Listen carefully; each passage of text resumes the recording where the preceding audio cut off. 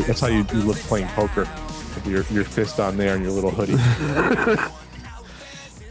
Welcome everyone to the Completely Unnecessary Podcast for 2022.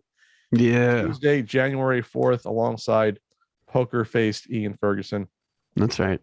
I'm chubby-faced Pat Contry.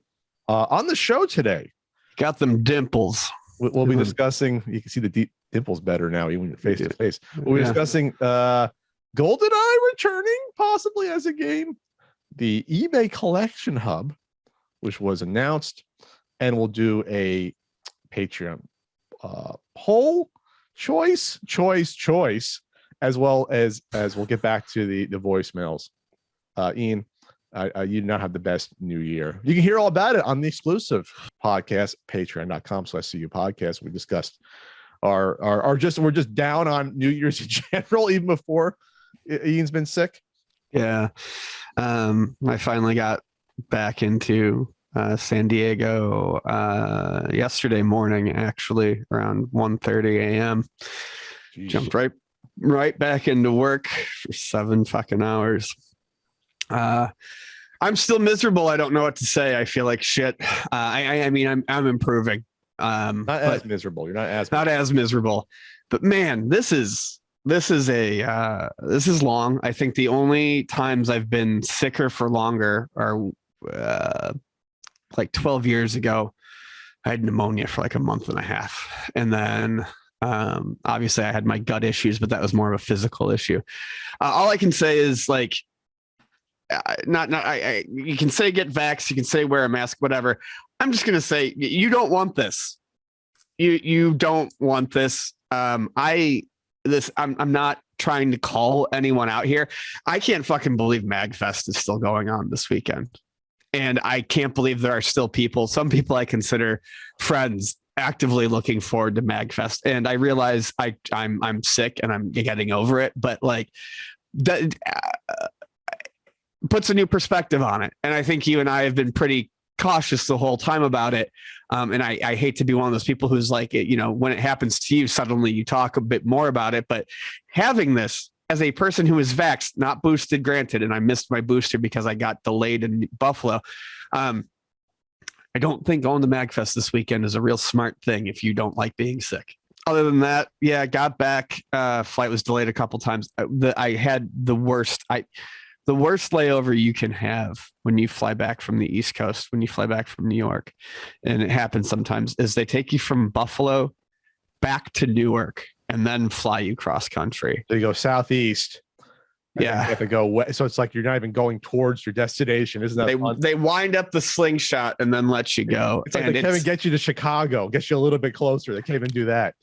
It makes the trip so long because you get about an hour out to Newark, 46 minutes, but an hour all said from takeoff to touchdown, and then you fly straight back with no breaks. 6 hours in a plane is nuts. And I had an exit row, but like I hate flying, man. It's so bad. At the 3-hour mark, I start doing stretches to try to like alleviate cramps. And that's all I do for the last 3 hours. It's just stretch. I stood for like 45 minutes. I'm just going to stand up because I had an aisle seat. Mm-hmm. Anyway, my email there it made the sound. Yeah. I heard it. Yeah. It's flying's fun, but I can't imagine during this with everyone. It's like probably like, who's got the Omicron, or who's, right. But you followed CDC guidelines though, so you were good to go. Yeah, I followed all the guidelines. I think I was beyond most of the guidelines by a few days, so I shouldn't have been contagious. Hopefully, no one caught anything. But I'm home, back to work, trying to get back to something normal. Yeah. What was I going to say? Oh, my New Year's Eve was spent finishing up an NES Punk video. Oh, Game Boy Christmas games.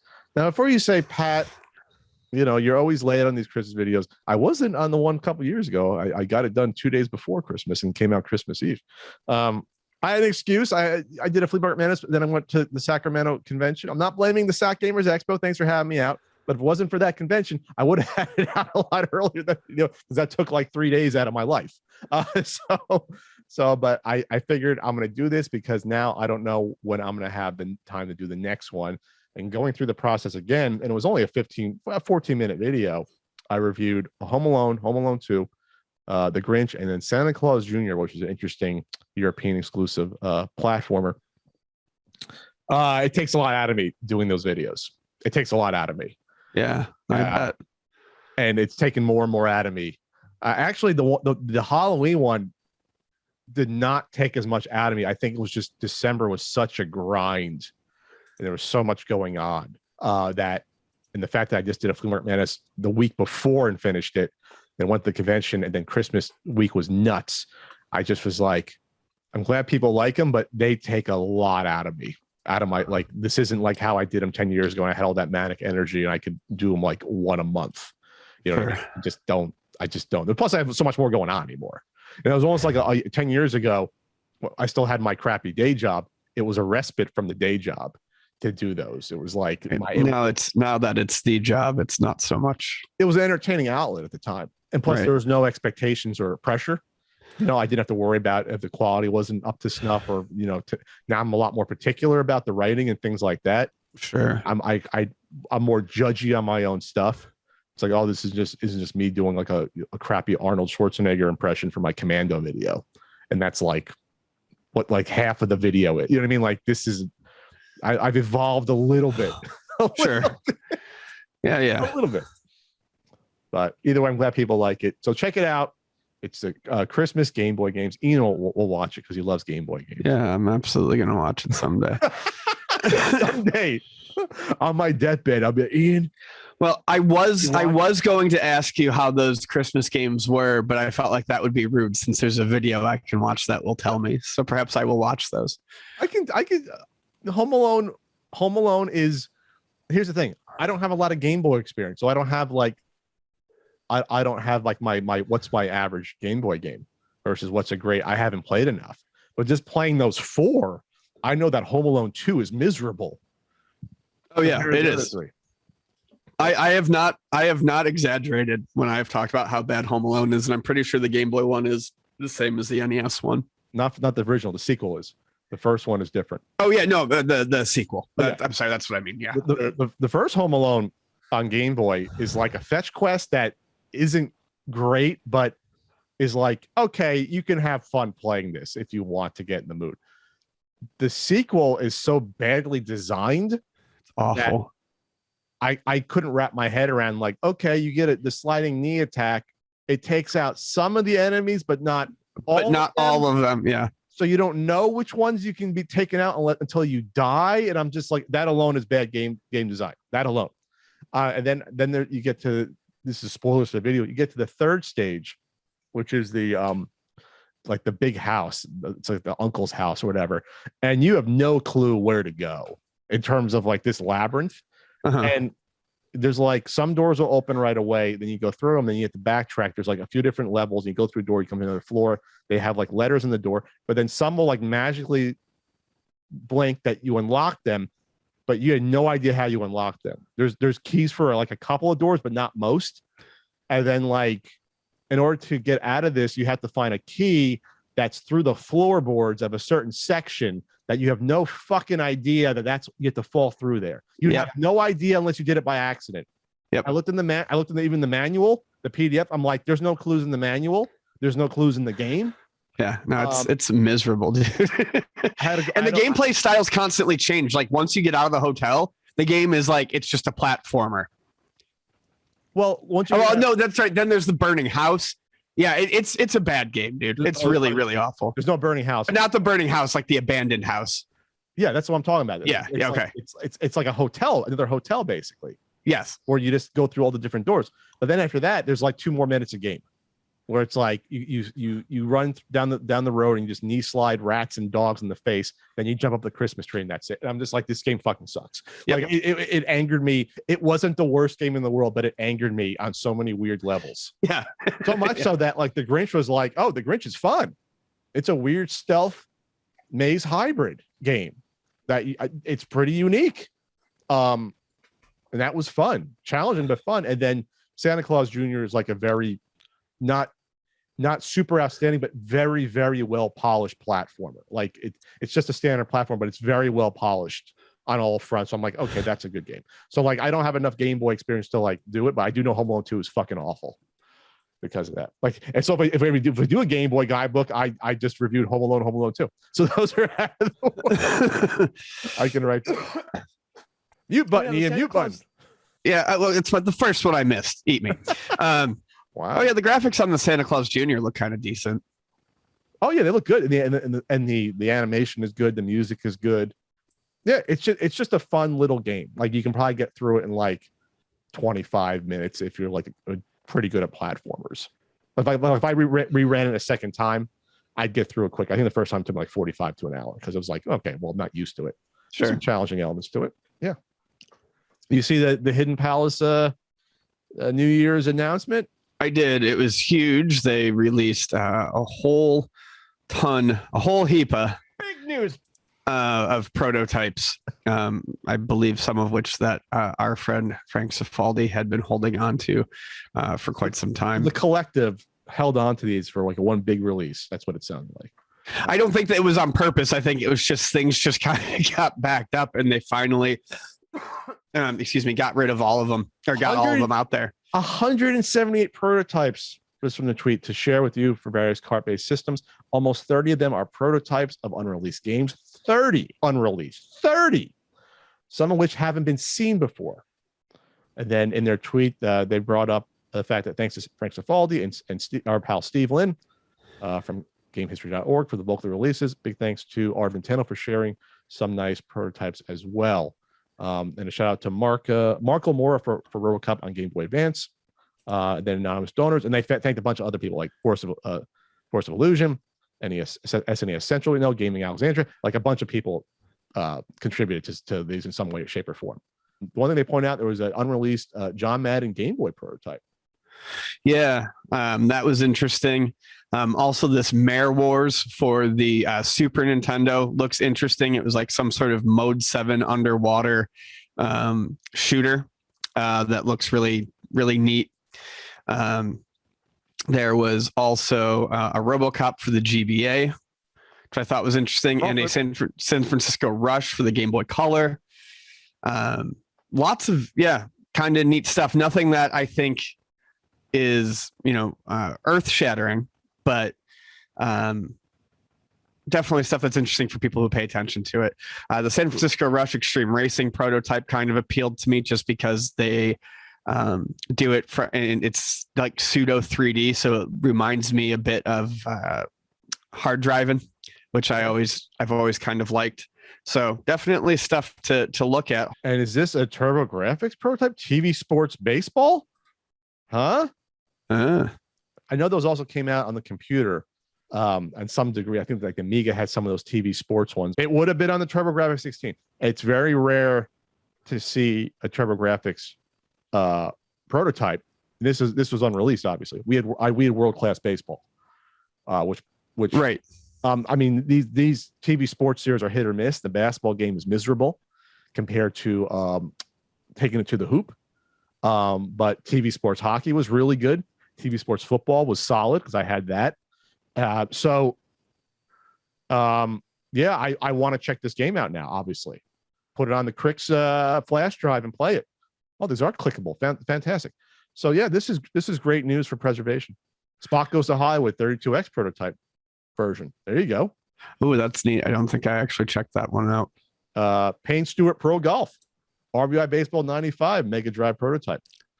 Mike Ditka, Big Play Football. Would that have been Super Nintendo's Quarterback Scramble? That would have been. Oh, that's the NES one. I thought that one was out before. Maybe this is a different version of it. I thought that one was that one released for unreleased U.S. port of Quarterback Scramble. Okay, so this is before they changed it to Mike Ditka, which was also that was like a homebrew release you could have gotten at some point. So now there's some good stuff here. It makes it when you release this many at one time, especially ones we never heard of. It really goes to show how much work went into stuff that you worked on these projects for maybe a year and a half, and they just never came out. Yeah, or these ports. a 32x spot goes to Hollywood. There you go. What other system was that on? Was that on Genesis? I believe it was. I think it was actually on Super Nintendo too. At least I thought it was, but I never played that one. I don't think. It was on everything. It was on Saturn. Oh, Saturn, PlayStation, and Genesis. No Super. Okay, that's a regular one. It was a cool spot then. That's right. So yeah, no, this is some good stuff. Check it out, Ian. How about the Nintendo Game Boy aging cartridge?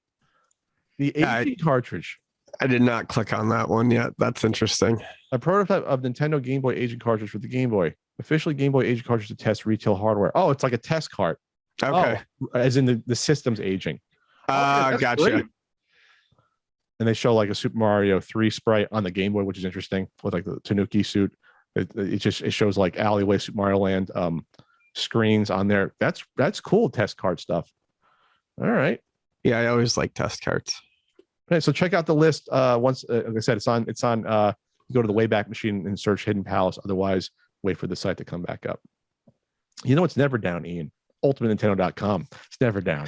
Good, clean, quick, like that one. You need the Wayback Machine to access RBI baseball stickers, CU podcast pins, limited T-shirts. We sold the last XL one last week, actually, and we also have obviously certain guidebooks for sale as well. I'm going to be on Cameo Wednesday, Cameo.com. Not Cameo. I always get that fucked up. I'll be on Twitch Wednesday. I'm on Cameo as well. Twitch.tv/Country Code. Watching the best of the 70s, 80s, and 90s commercials. Then I'm on Cameo, cameo.com/PatCountry for all your New Year's wishes, personalized wishes there. Is Goldeneye coming back, Ian? Yes, so. Goldeneye, I've got a secret. I was sitting there the night that like this started to get passed around, but an Xbox achievement list for Goldeneye 007 popped up. And that has led a lot of people to, I think rightfully assume that GoldenEye 007 is heading to Xbox. It's strange because this is a game that people have wanted to see re-released forever and ever and ever. Whether you like it or not, and I'm not a huge fan. I understand the importance of the game. It was the first exposure for a lot of people in an era where computers weren't universal like they are now. It was their first exposure to maybe a first-person shooter, but also, more importantly, multiplayer deathmatch, which obviously remains wildly popular today and is the basis of, just about all of the most popular money-making games that aren't sports games. We spoke about this about a year ago. I looked it up. About a year ago, we spoke about how the Xbox Live Arcade one that was basically finished over 10 years ago never released. Yeah, more than that. It was like 06, 07. It was like 15 years ago. Yeah. They never put it out. And the screenshots that people are showing that are attached to some of the achievements, I think it is, people think that it's likely going to be this version. I'm sure they're going to, fluff it up, upscaled, etc. But yeah, I mean, from what I understand, there was a basically ready to go version of this game at one point. So, gameplay video. There's a half-hour gameplay on YouTube. Right. Of like the first half hour of the game. So I don't know what they did to get the rights finagled for this, but they hammered something out, because the problem with the rights to this is that you have Rare involved. And then I think Nintendo still might have some involvement in some scale, maybe just with the original being the original publishers. And then you have the Bond people who have the rights. So you have like at least 3 parties that are involved with sorting this out. And now Microsoft owns Rare. So like you have 2 big video game companies, which it sounds like they almost worked something out between Microsoft and Nintendo way back, but it just felt there's too many, cooks in the kitchen, fingers in the pie when it comes to this game, which is a shame, obviously. So I feel like Nintendo and Microsoft have been kind of nice with each other over the past couple of years. Yes. So I could see them working something out. And then at that point, it really probably is just a matter of getting the rights from the Bond people. So, at one point in time, this definitely seemed like an impossibility. After the past couple of years, them doing the cross-play shaking of hands and shit like that, I guess I'm not entirely surprised. I hope people enjoyed as much as they they think they will. I mean, we're hoping this is going to be like, if you look at the achievements, they're tied to like, this isn't like, like the Wii remake Goldeneye in name only. It looks like this looks like the real deal. Yes, absolutely, 100%. Complete dam, complete bunker 1, complete silo. These are parts of the original incarnation of the game, not the Daniel Craig weird non-remake version that came out. It's also it's going to be the 60th anniversary of James Bond appearing on the big screen this year. 1962 was Dr. No. So maybe the Bond people realize we can't be assholes. We got to do this. We got to spread some goodwill for our 60th anniversary. And now Nintendo, I think it was reported, they shut down the remake at the last minute. Maybe they're like, well, they have a better relationship now with Microsoft. Maybe they realize this is good for us. We get a little piece of this. Maybe they also work out, you know what? Maybe we can put the N64 one on the online service. That would go towards goodwill. So maybe they worked that out. That would not be shocking if they did that as well. Why not? Everyone wins. And the Bond people, 60th anniversary. I mean, there's no movie coming out this year, but they're going to be celebrating all year. The movie just came out a few months ago. So yeah, no, I'm happy for everyone. And like that version looked good whenever it was developed around late 2000s. Yeah, I remember looking at that video and it looked real clean and the upscaling was nice. And I mean, that was ages ago. So yeah, so they'll just, maybe they redid the textures. The gameplay is all there. It's probably the same engine. It had better be the same engine and people will be pissed. I'll just upscale everything on that. So yeah, we'll see. We'll see what happens there. I don't think this would come out on the Switch, but gun to my head, maybe they work that out. I think this would just be an Xbox thing. But yeah, that seems maybe a little bit tougher, but it would be cool. It would definitely be cool if they work that out on both. Yeah, I think this would be a sort of a thing where Nintendo gets a small piece of it, and then maybe they allow them to put the original one on the online service. I think that you're right. That's probably far more likely. That's probably the best for all parties involved. Because I don't think it wasn't on the Rare Replay pack things that came out. Like they didn't have it on that. Oh no. Any true re-release of the original GoldenEye would have been huge news. It hasn't been done yet. Sure. NFTs are big news, man. Fuck them. Yeah. So, how does he even really feel about it? I will always let you know. Square Enix president put out a letter over New Year's and dove right into a whole lot of talk about NFTs and how he will be bringing them in some way, shape, or form to Square Enix in the future. I am so old that I constantly still refer to like Squaresoft and Enix as separate companies. From like 30 years ago. Yeah. By mid-90s? In the late 90s, yeah. Like I think 2000 was actually like the day that it happened.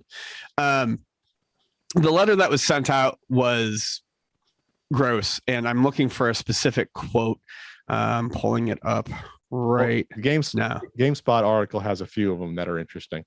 The one that I want to point out is he says, I realize that some people who play to have fun, in quotes, and who currently form the majority of players have voiced their reservations towards these new trends, and understandably so. However, I believe there will be a certain number of people whose motivation is to play to contribute.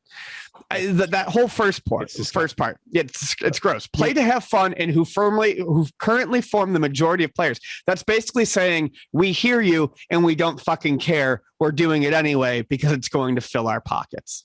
It's disgusting that we touched on this before. Other people that we follow on Twitter, like you're now having people play games for a purpose to. It's not just, well, when you play a game, you're contributing to the health of the company by purchasing the game, right? Or the community of the game. You know what I mean?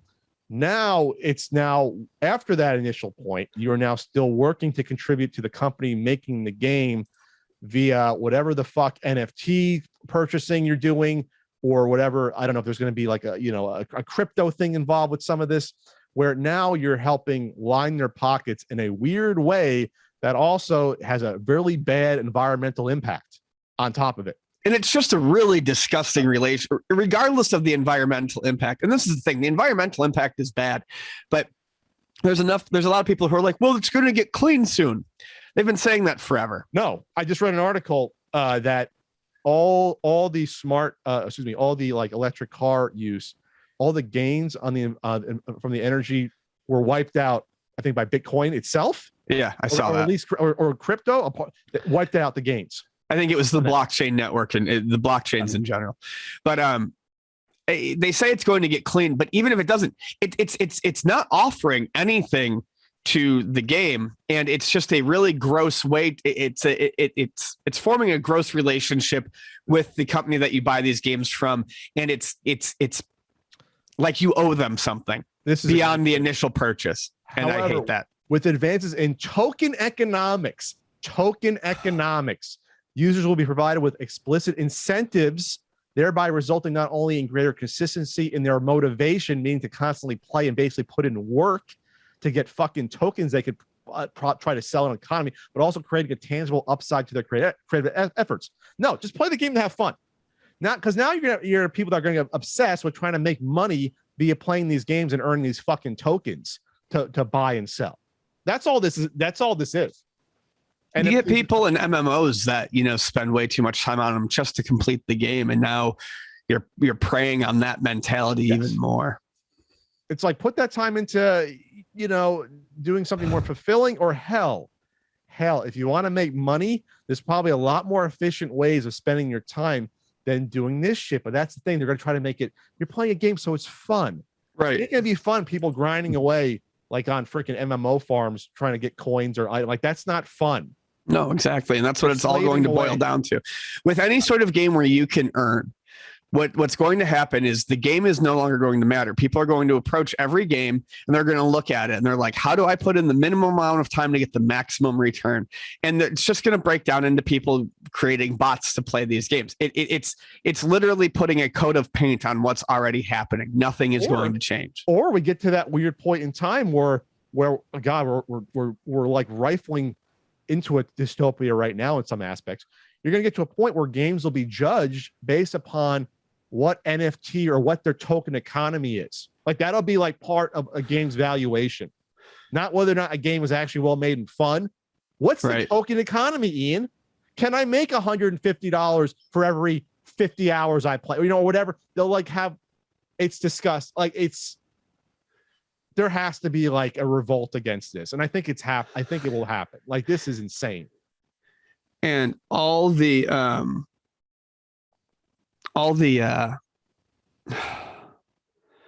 sorry, I just blanked.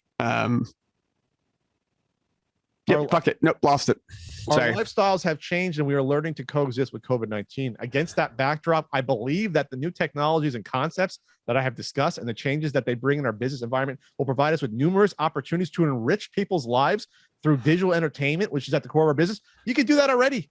Right, exactly. Games do already. NFT is not giving you anything different. It's insane. We do observe examples here and there of overheated trading in NFT-based digital goods with somewhat speculative overtones. It's all speculation, regardless of the observed value of the content provided. This obviously is not an ideal situation, but I expect to see an eventual right sizing in digital goods deals as they become more commonplace among the general public, with the value of each available content corrected to their true estimated worth. And I look for them to become as familiar as dealing in physical goods. That's never going to happen because right now, no one's buying in except the people that are trying to, fulfill the greater fool theory of buying this shit to flipping it. Right. The rest of us see right through this digital things. I mean, if you have to actually like went into the populace and asked 100 average people about NFTs and digital goods, could you get even one person out of 100 to probably say, oh yeah, I see the value in this and I see this making sense? I don't know if you can get one person. No, I don't know if you could. And that's the thing, you look online at all the NFT talk, for instance, like on Twitter, and these people who are pro NFT, they don't have a whole lot of backup, like out in the wild. Like if you ever see a person pop up in a regular old conversation thread talk about NFTs, they might get like 3 likes or favorites or a retweet, whereas everyone around them talking about the negatives is getting hundreds and hundreds of likes. They don't have the the people power to promote this long term. Like it's not being adopted. It's like you're not convincing people. People are not buying into this. It's almost like, God, this is probably outdated reference. You used to have like the rooms of people trying to like push penny stocks and calling people to buy stocks. Oh yeah. And that's how you get your penny stock up. Because you already your company pre-invested, push that stock. It's worth like 2 cents. If we get it to 4 cents, we doubled our money. Right. That's what this is. You Yeah. convince people that they're not aware of it to get, no, this is the new thing. This is it. Trust me, because I already have my money into it. So you got to put your money in to raise my value. Then you're stuck holding the bag. That's all this is.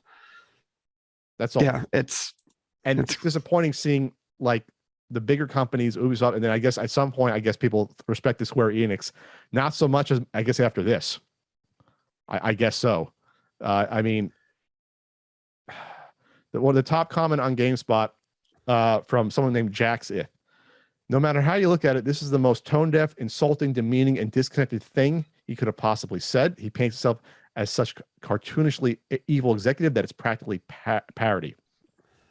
Wearing his principles on his sleeve like this, it's enough to convince me to stop supporting Square Enix entirely. It's a small gesture, but it's all that I can do, really. All I know is this guy is too disgusting for me just to do nothing. The irony of not doing something being more than nothing is not lost on me.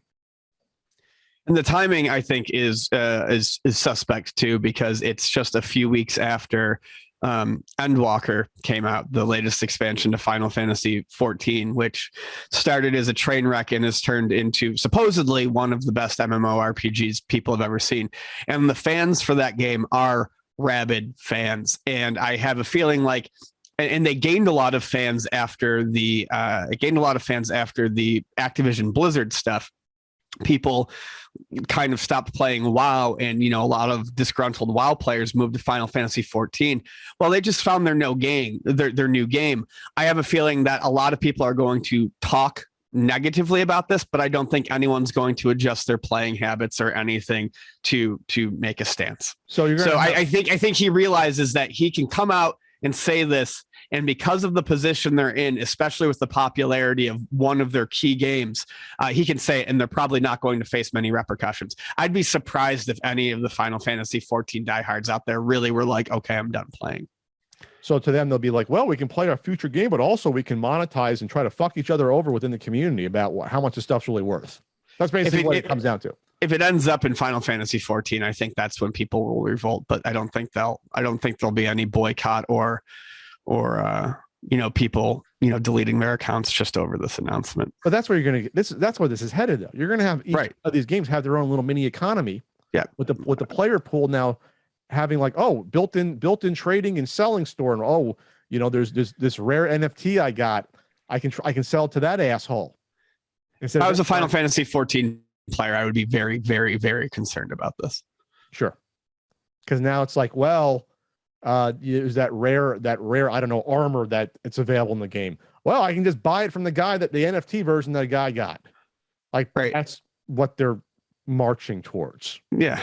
The end result of all of this is whoever has the most money is going to be the strongest person in the game, unless they limit it to just cosmetics. And even that I find scummy. Yeah. Well, good times, right? Yeah.